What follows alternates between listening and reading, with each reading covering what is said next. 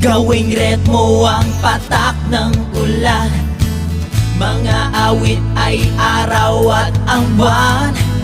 Kahit bingi pa ang buong daigdig, Diyos naman ang tagapakinig. Tinig na langit ang hangganan, at Diyos lamang ang tangi ko.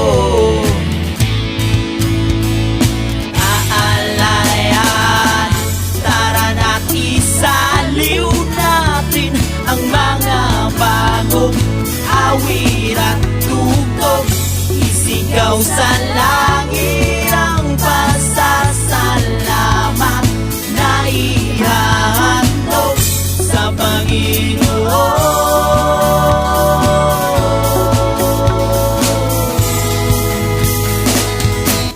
Alay ko'y musika,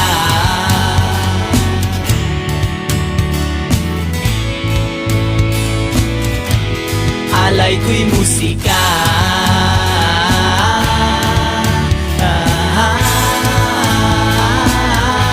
Alay ko'y musika.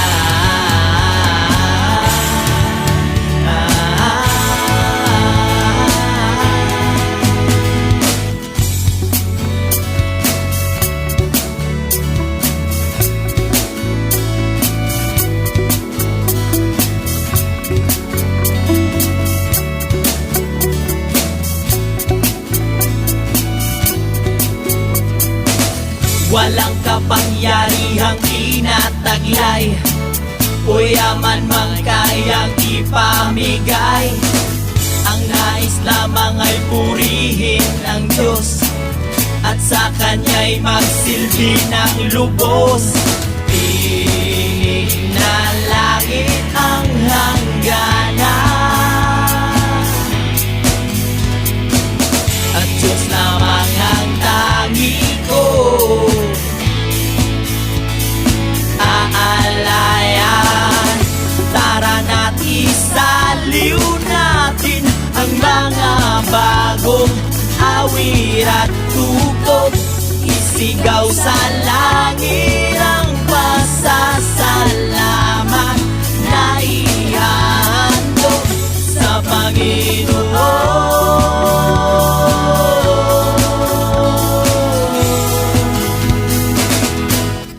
Alay ko'y musika,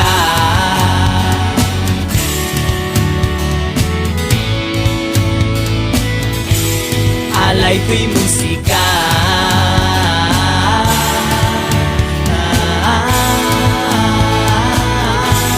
Alay ko'y musika.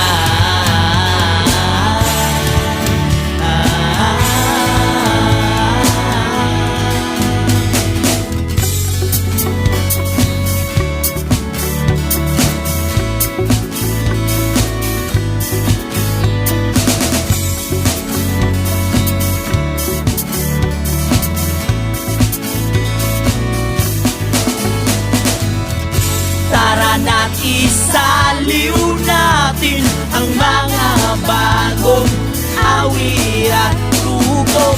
Isigaw sa langit ang pasasalamat na ihahandog sa Panginoon.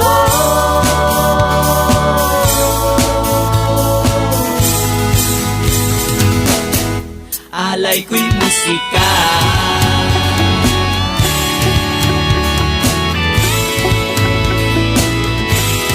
alay ko'y musika.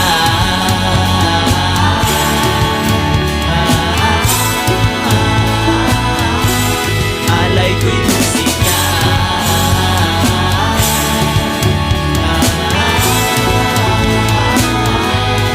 Alay ko'y musika.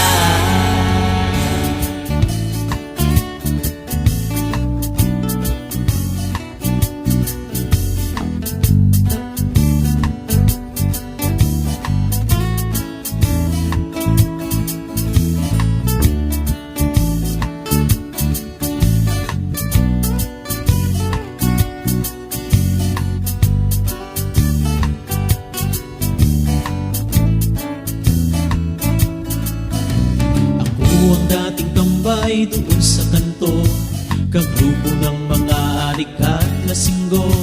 Walang ginagawa sa buong maghapon, kundi lumaklak at uminom. At kung kami ay mga lasing na, iba na ang tono ng mga salita. Walang kalaban-laban na tatalo, nahuhuli sa basagulo. O kahit tagal kong nalulong sa ganitong sitwasyon, ngayon ko lang nalaman na aking nasayang ang panahon. Iba't ibang sakit ang nararamdaman ng aking buong katawan, at ito'y sanhi ng mga kasalanan. Hindi pa nga huli kung magsisisi, kung nais mong baguhin ang iyong sarili. May gantimpala sa likod ng luha, kung tao sa puso. Okay, sa naman ka maayogid nga adlaw sa aton tanan nga mga tagpalamati sini nga programa sa Bulo-Bulo Community Radio 88.3 FM. Maayogid nga adlaw sa aton nga mga tagpalamati. Kaya salamat gid sa Ginoo sa ligid nga adlaw agin na tugot niya nga makapadayon kita sa paghimo sini nga programa. Sa ganitong sitwasyon, ngayon ko lang nalaman na aking nasayang. Sa naman kadako nga pribileyo nga makapakig-upod sa inyo sa ligid nga adlaw. Sa diligid sa aton nga mga tagpalamati nga nahidlaw gid sa aton sa pagpamati diri sa aton sa aton nga istasyon sa Bulo-Bulo Community Radio. Pagbabalik, Maayo gid nga aga no, sa tanan nga mga nagapamati. Kristiyano, Good morning sa akon nga utod kay Pastor Mer Catanos sa kung nais mo Barangay Sang Manduaw, Bayawan City, pod sa Yasawa kay Nang Ibing. Good morning man kay Nuno Aser, ako ni utod man no, sa Manduaw pod kay Nang Lusby. No? Good morning gid may kanya adlaw no sa ligid nga aga. Good morning man sa kay Sir Kim Brian Sariba. Sige adlaw sa imo sir. Ang kamusta ang aton nga audio draman? iba't ibang sa Hindi ay nagasagrak mas ko nagasagrak ang atong audio vlog. buong katawan, at ito'y sanhi ng mga kasalanan. Hindi ay bation ang aton nga paano. Simula wala may problema ang aton audio. Sa mga nagapamati dira, kamusta? Okay. Salamat kay Sir Kim. Good morning sa imo. Pod sa imo pa rin malaya. Imo asawa kag kay Tayunis kag sa imo nga anak.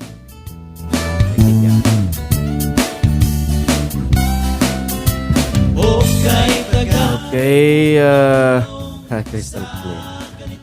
Sitwasyon, For anything else mga muyo kita anay namigid nga makasugod kita sa pangamuyo, and let us ask God for ibang sakit ang wisdom no nga kung sa diin at ito'y sanhi inuugid magkamaayo no sa nga programa nato.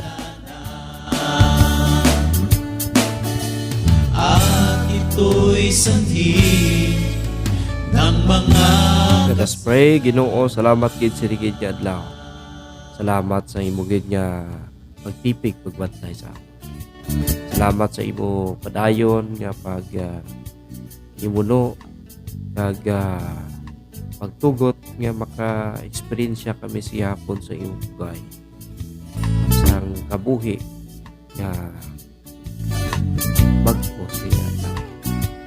Pray Lord, ikaw gid Ginoo magapakamaayo sa tanan ng mga nagapamati sini nga programa. Salamat kay nakabalik na kami sa amon nga program sa radio. Na Lord, paggamit sini sa hapon singgo, Mangin pagpakamayo ini sa taysagsa ka mga panimalay. kundi lumaklak Lord, buligid sa gihapon, dumang imo mga kanakan, ikaw Ginoo bulig sa ilang sa Ginoo. Sa ilang mga pagbulatian nga ayos sa ila.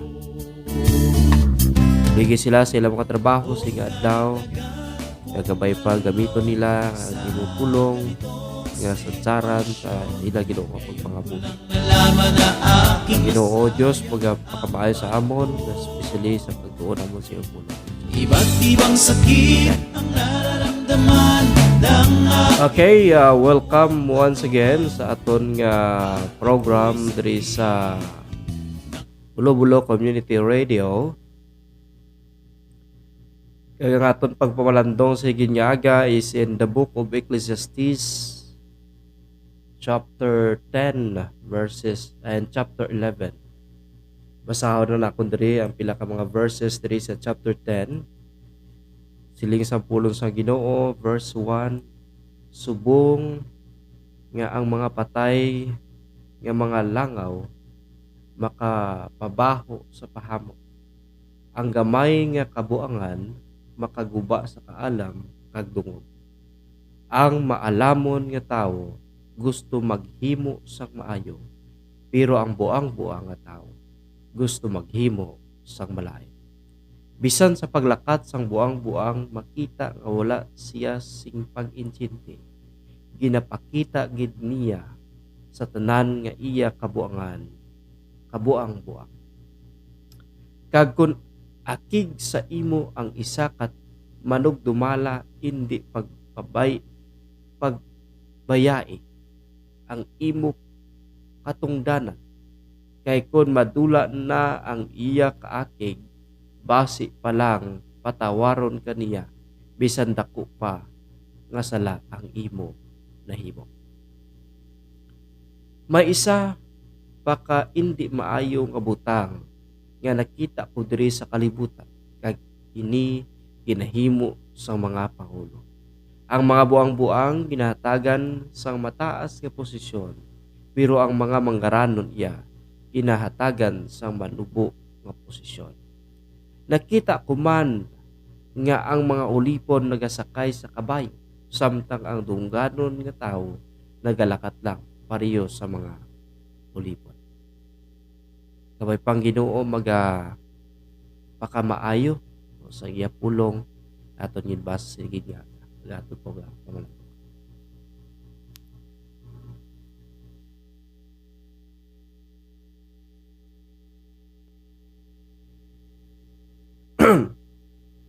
Wisdom in your life's vanity. Second part no sa aton yung pagtuon. Last time we considered chapter 8 and chapter 9, and diri kita sigapon no since nga pagtuon.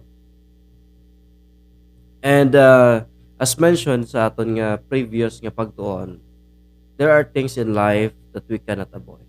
May mga butang sa kabuhi nga hindi naton manigar, hindi naton malikawan, such as inevitable death. Hindi malikawan nga kamatayon. Mag-aabot ang tion nga wala sa aton, ang tion nga ining kamatayon sa aton kag wala sa aton sa mga siling makahambal nga kaya ko nga likawan, malampuasan ining kamatayon sa kabuhi. But with the right kind of wisdom, we can endure the imperfect and often wicked governments of men. And we can live joyful lives despite the certainty of death. Ma-endure, mabatas naton, bisan pa nga nakita naton ang imperfection sa aton pungsod sa kalibutan. And nakita naton diri ang manugwali, nagpadayon siya sa batas sang mga pagkabuhi nga wala sang pulos sa sining nga kalibutan. Sa sining napulo kag unsi ka chapter sang Ecclesiastes o kun sang manuguli, kinahambal diri ang tawag naton the harm of a fool. Ang kabangdanan kun nga ang kinahambal ini sa manuguli sinya ang ginatawag bala naton nga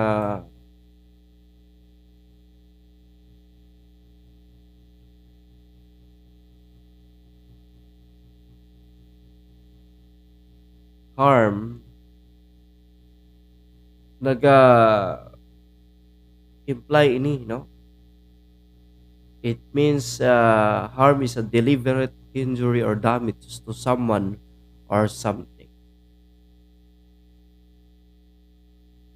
Ang kasakitan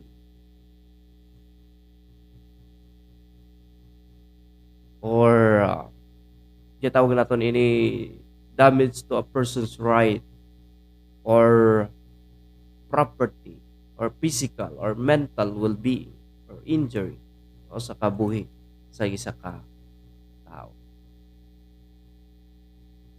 Ang kabuangan is deplored.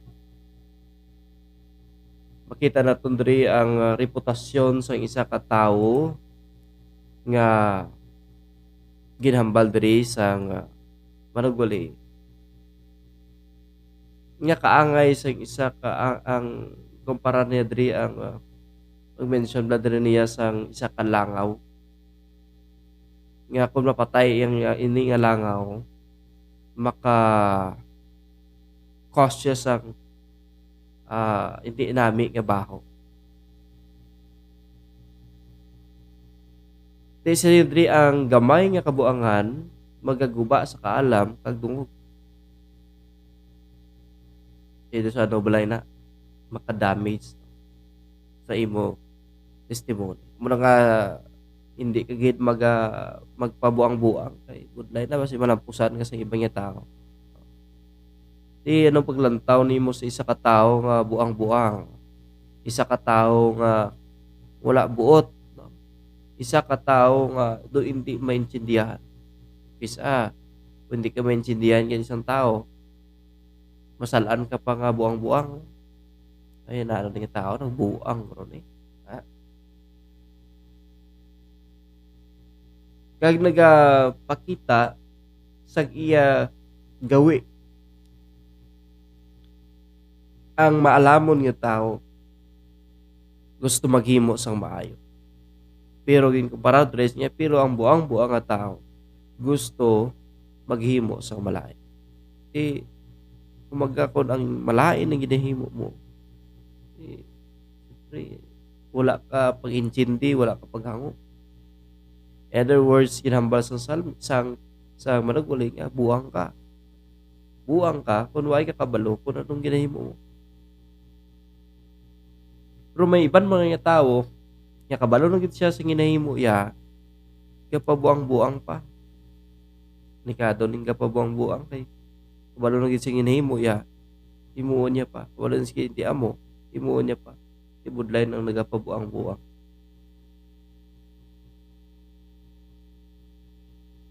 Ang kabuangan often manifests itself in government. Kita sa manugwali ngara sa posisyon ang binuang. Sila nga nagahimo sang hindi maayo. An evil observed by the preacher.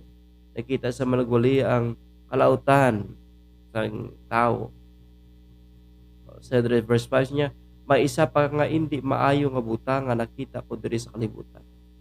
Kag ini ginahimo sang mga pangulo. Ginahimo sa mga leaders naton. Ang mga buang-buang ginhatagan sang mataas nga posisyon. Amo na gani nga mangin-wise kita sa pagsilik sa aton leaders. Kaya kung hindi kita wise sa pagpili sa aton mga leaders, ang mga binuang nga mga butang mas ginapakalabaw, mas ginatagaan nila ang importansya.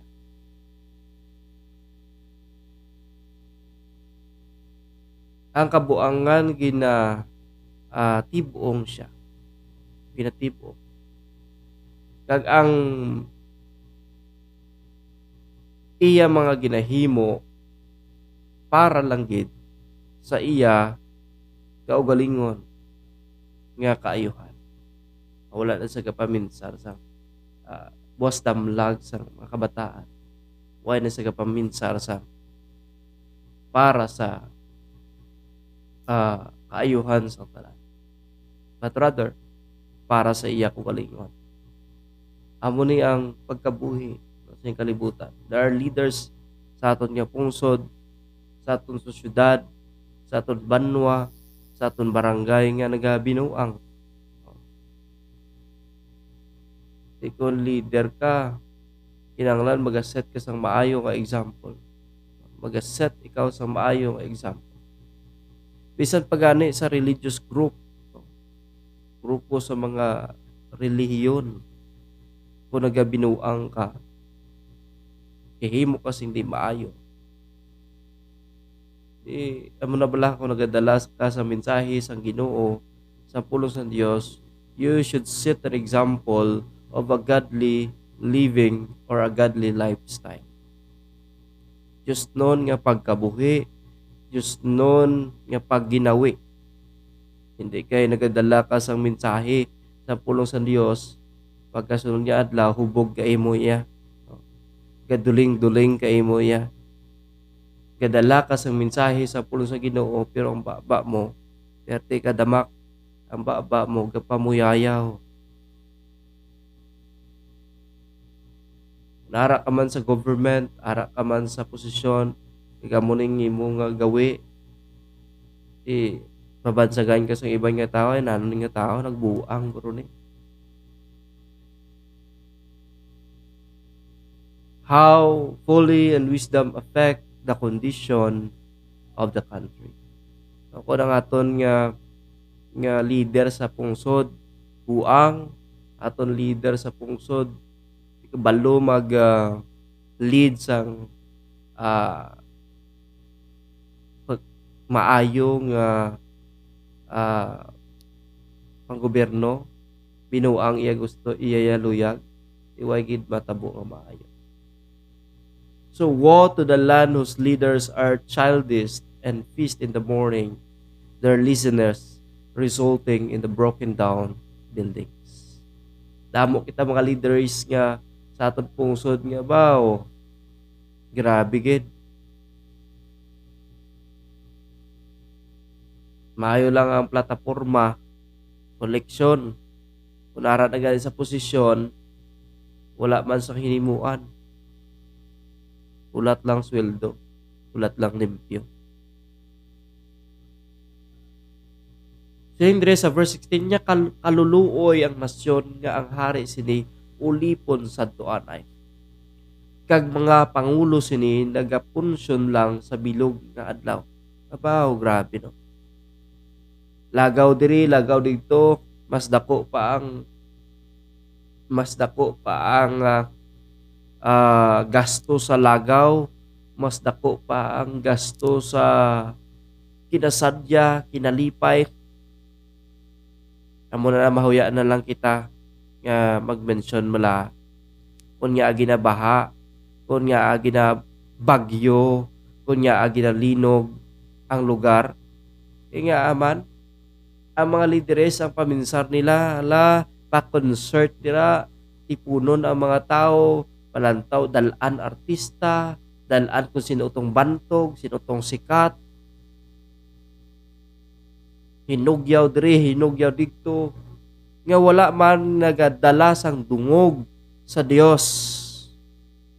Siyempre dungog sa tao, pasidunggan ang tao sa 2 ka adlaw, 3 ka adlaw, lawig na ng 1 ka semana. Pero ang resulta niya kaakig sang Dios. Kaya puro lang tanan na sentro sa kaugalingon, self-centeredness, na sentro lang tanan sa kaugalingon, hindi na sa Dios. Ang pagdayaw hindi na sa Dios kundi sa tao na. Ang focus amo na sa mga tao, hindi sa Dios, ay masubo.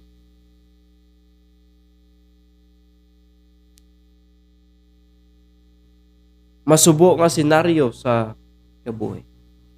Pero sa verse 17, pero bulahan ang nasyon nga ang hari sini na tao sa dungganon nga pamilya kag ang mga pangulo sini nagapunsyon sa husto nga tion nga may pagpugong sa ila kaugalingon kag wala sila nagapahubog. Ha.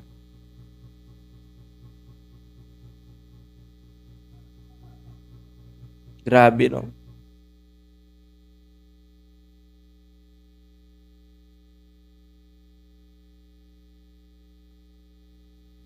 And that's the reality.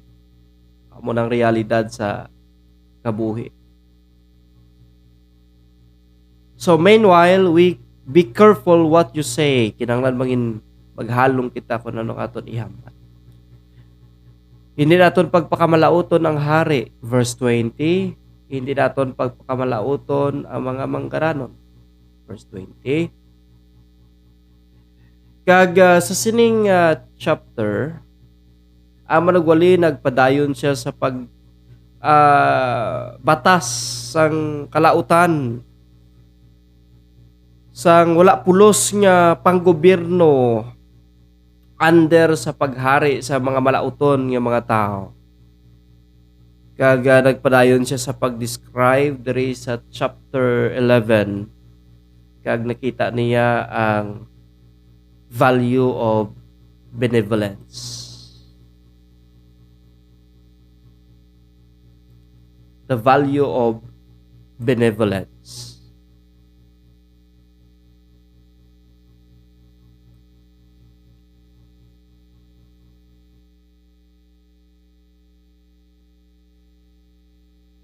This diri an exhortation to benevolence. Chapter 11, verse 1, siya inegosyo ang imo kwarta kag kaysa ulihi may maganansya ka. Ibutang ang imo kwarta sa nagkakalinlain nga negosyo kay wala ka nakahibalo kung ano nga kalamidad ang magaabot sa kalibutan.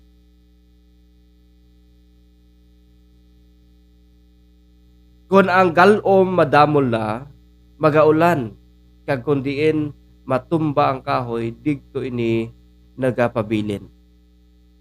Kung ang panahon lang ang imo ginabantayan, hindi ka gid makatanom, kag wala kasing pagpatubas. Sakto gid na, no? Sometimes ang tao, ang pinamadon blas ng tao, bantayan ang tiyempo. Di ko na mo lang nabantayan mo kung hindi ka magtanom, tiway kagit sa, no? Yan ka linyog ron di ta magtanom. Tiway kagit sa, ito ay kasi arbison. Sinobla sa aton kapakot diri. Wala sa makapakot sa aton. So ang benefit kay ginahambal diri, it provides blessing for the future, and it provide blessing for when days are evil. Similar man ini sa benefit of the benevolent spirit again described sa Biblia. Sa Bible, blessed is he who consider the poor, and the Lord will deliver him in a time of trouble. The Lord will preserve him and keep him alive, and he will be blessed on the earth, and you will not deliver him to the will of his enemies. May ari reason, no? Further reason to exercise sa ginatawag naton benevolence. Ang calamities kaangay sa isa ka ulan, isa ka babaskog nga hangin nga mag-aabot, and we cannot stop the cloud nga mapuno na ini sang tubig. Agod nga ihulog ini nga mag-create ini sa ulan. Ang mga kahoy, wala, di naton siya mapunggan. Hindi naton mapunggan.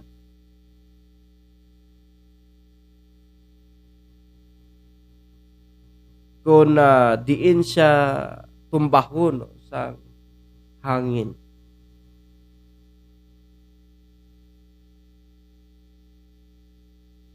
So kung spend naton ang aton tion just like sa paglantaw kag wala nagahimo, wala kid kita sang matanom kag ma-harvest. Ang tao nga tamaran, ang tao nga nagahulat lang, wala gid niya sang ma-harvest. Iskan ano pa kalapad sa imo duta kun wala ka nagagiho, wala ka nagatanom, then wala gid ini sang benepisyo sa imo. Kag may mga butang nga hindi naton maintindihan, ma-comprehend. Like sang hangin o diin ini nagikan pag diin ini patulo.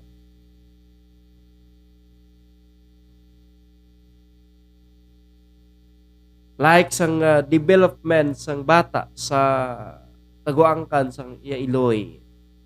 We cannot comprehend sang working sang Ginoo. And there will be days of darkness according to Ecclesiastes sa panagwali. And it is great to be alive when one is well. But even if one lives many joyful days, we should know that evil days will come. Sila isang managwalis niya, bisan pa nga magakabuhi kita, nga malipayon sa mga inadlaw, dapat ibaluon man naton nga may mga mag-aabot ang adlaw sang malauton. Amo na naton pagabantayan man. Nga hindi lang magakabuhi kita nga nagahalong, kabuhi kita nga nakahibalo. What lies sa aton nga future, sa aton buwas. Kundi nakahibalo kita nga may maayo nga butang kag may mga malaot man nga butang. Kaya hindi naton mapaktan ini. That's why we trust the Lord nga ang Ginoo magdala sa aton sa maayo nga mga inadlak.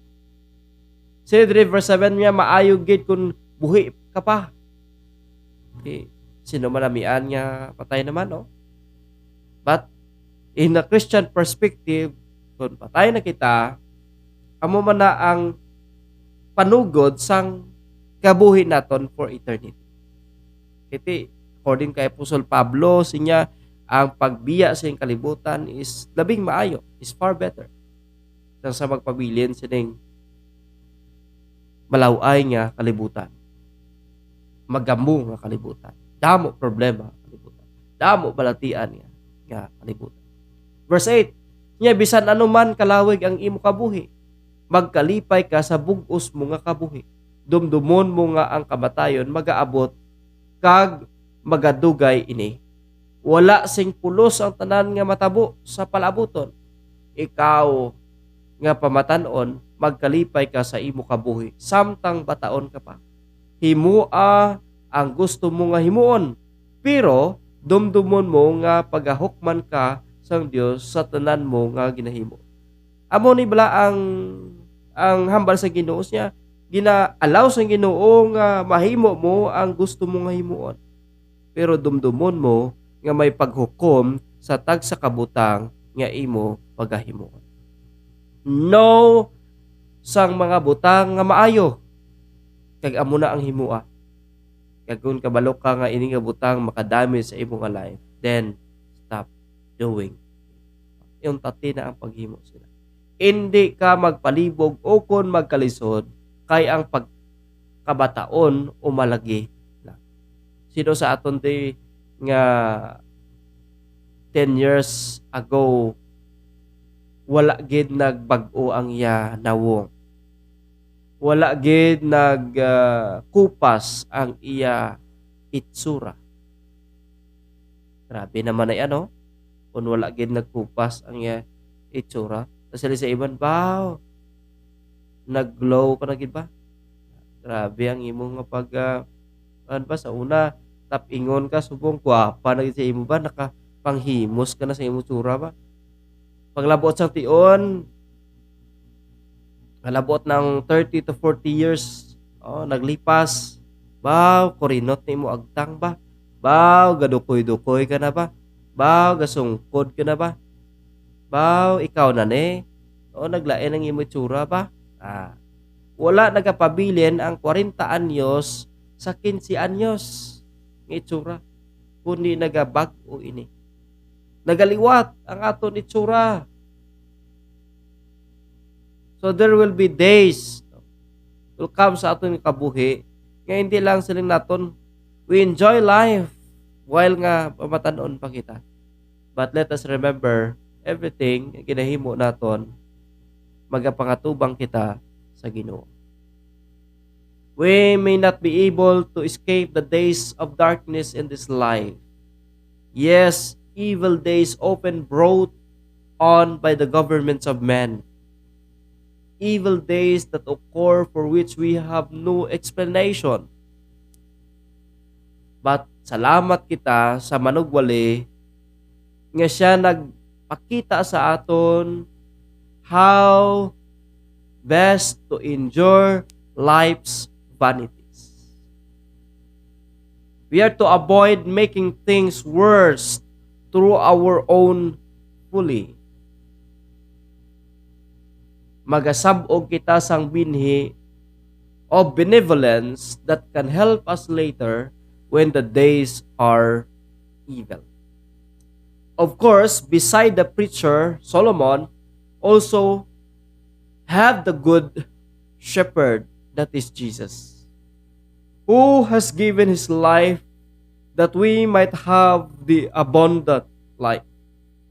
What God is offering to us, mga utod gumigugma, is the life nga manami. Sila yung sa Bible in John chapter 10 verse 10 to 11, the thief does not come except to steal and to kill and to destroy.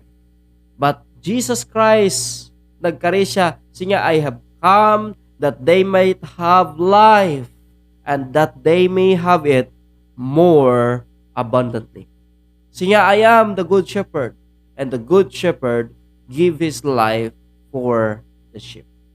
Of course, ang Ginoo nagahatag sa aton sang kabuhi nga abundant that only God can provide sining abundant nga life.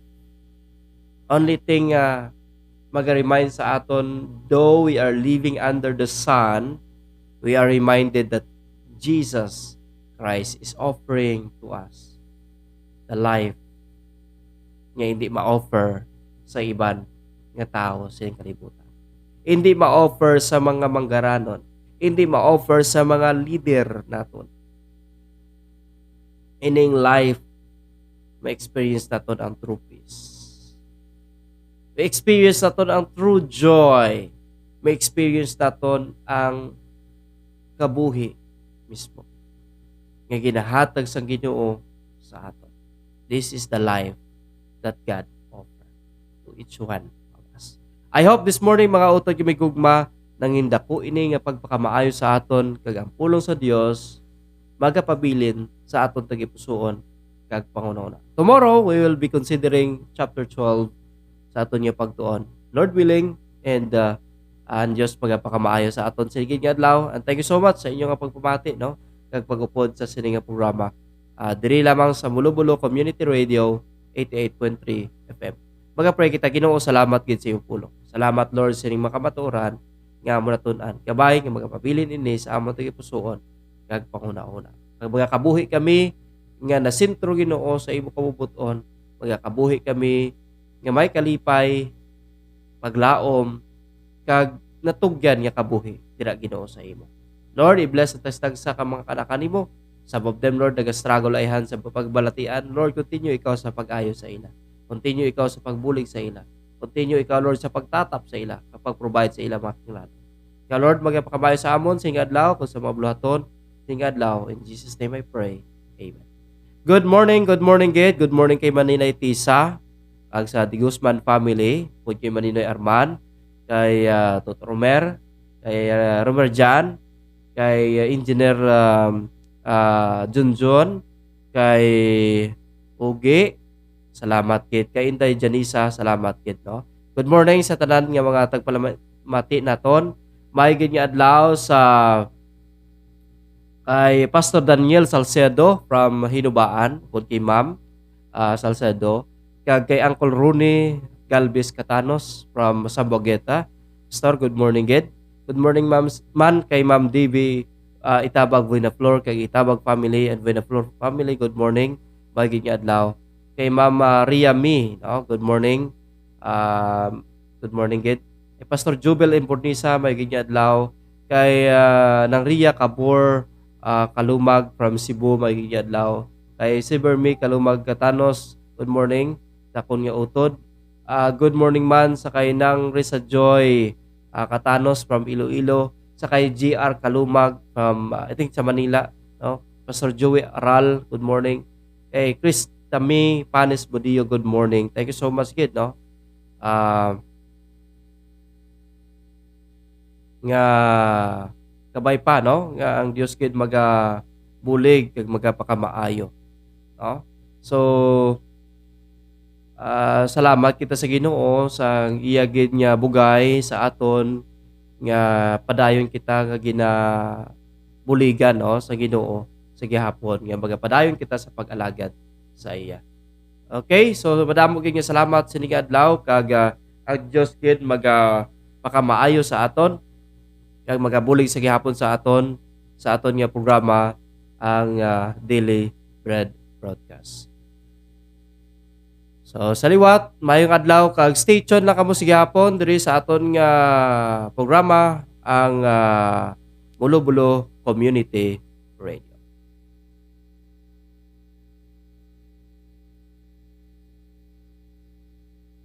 Mga kasalanan, hindi pa nga huli kung magsisisi, kung nais mong baguhin ang iyong sarili.